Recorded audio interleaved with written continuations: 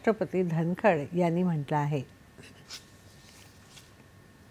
काँग्रेस नेते राहुल गांधी यांनी परदेशात संविधान आणि आरक्षणाबाबत केलेल्या वक्तव्याविरोधात भाजपने आक्रमक भूमिका घेतली आहे। राज्यात भाजपाकडून राहुल गांधी आणि त्यांच्या वक्तव्याविरोधात आज राज्यव्यापी आंदोलन सुरू आहे।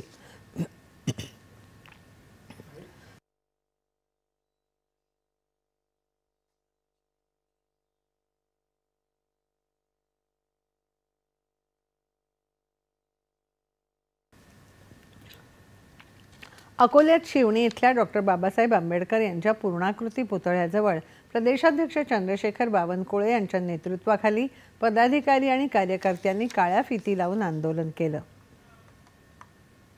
प्रधानमंत्री नरेंद्र मोदी महामानव डॉक्टर बाबासाहेब आंबेडकरांचं संविधान हातात घेऊन नतमस्तक होऊन भारताला विकसित भारत, जगातला सर्वोत्तम भारत करण्याकरता काम करत आहे। आणि हे आता अमेरिकेत जाऊन महाशय भारताला कमजोर करताय, आरक्षणाला कमजोर करताय।